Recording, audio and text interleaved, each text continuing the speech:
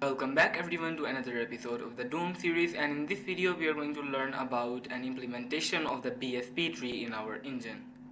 Alright guys, so we are going to begin by opening up engine.c, and in this video we are actually only going to change our draw structure to represent the BSP node, and in the next video we will actually move on to the part of only drawing the walls that are in our view. So we are going to go ahead and open up engine.c, and in here the first thing is that we have changed the structure of the draw node. Now instead of having just a mesh and next value, we have got a mesh here, but instead of being just a mesh, it is a pointer to a mesh because it can be null as well. So we have got like a pointer to a mesh here, and we have also got a point two draw node pointers here. One is the front and one is the back. Now this represents the binary space partitioning, and as we know, the binary space partitioning divides the world into like each into nodes, and each node has two children. So now instead of just having a next, we have got a front and a back. So this is like a binary tree instead of a linked list. So in here we have got some additional functions here. Well, mainly we have got a render node function for rendering our node. We have got our generate meshes function just like we had before.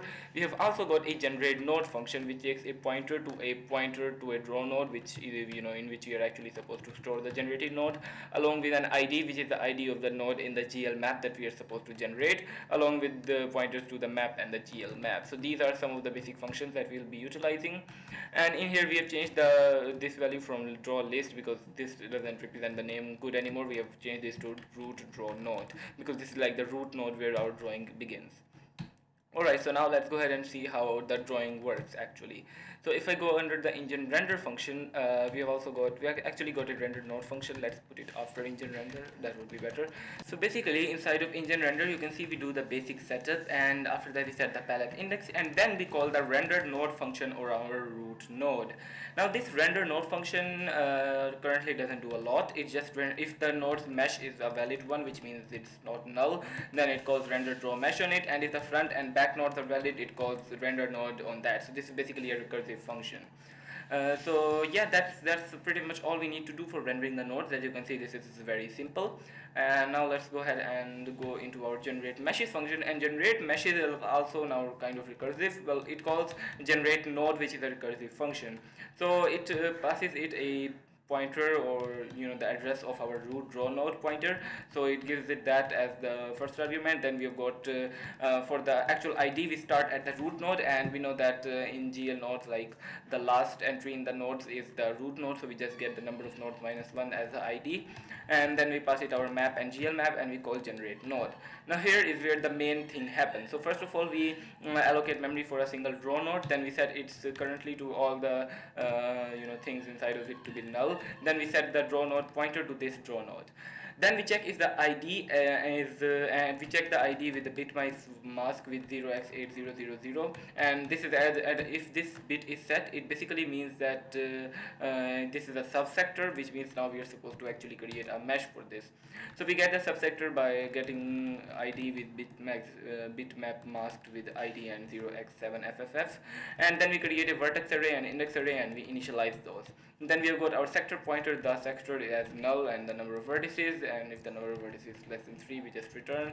Actually we don't really need that, but anyways, you can see that this is basically the same code that we had in our floor rendering thing. We've also got a start index here, and we do basically all of the things that we did when we were rendering the floor. We add vector to start and well, there is a little bit of difference, which is that now we are rendering the walls along with the floors. So we get the start and end vertices first of all inside of when we are going over the number of segs in the subsector, and after getting that we check if the subsector is null, and we do know the sector is null, and we set the sector like this. We have gone through this before.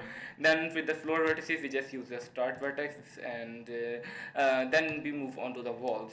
So if the line def is 0x then we just continue, we don't really need that. Otherwise we get the line def, and we go ahead and basically get the line depth just like we were doing in our previous episodes. And this is all basically the same thing for the walls as well. The only difference is that now we have got our vertex array here, and we set the start index to vertices.count so that we know where our vertices are starting, and then we push the vertices onto the each of the vertices that this wall makes up onto our vertices dynamic array. And then similarly for the indices, we just do 0 1 3 and 1 2 3 in that order. And this basically is the same process repeated for the upper node and also for single sided walls. So this is basically some pretty obvious stuff. We just do it like we were doing earlier.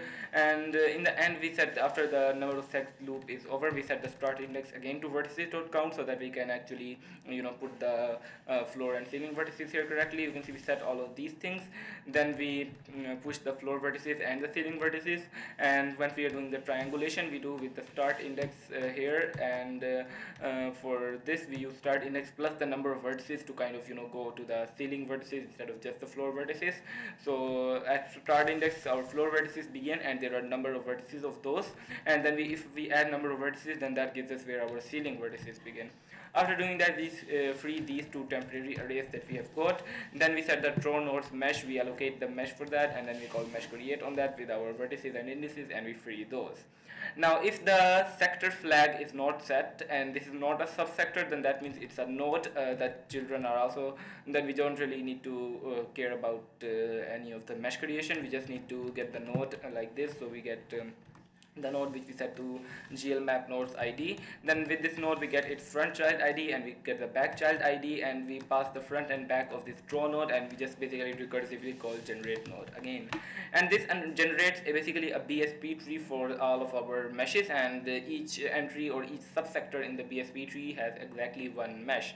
And this means that we will be able to use this to only render the mesh, the subsectors that are in the player's view. We'll be doing that in the next video, but for now, if I just run make, you can see we get basically the exact same result as before. Absolutely no differences.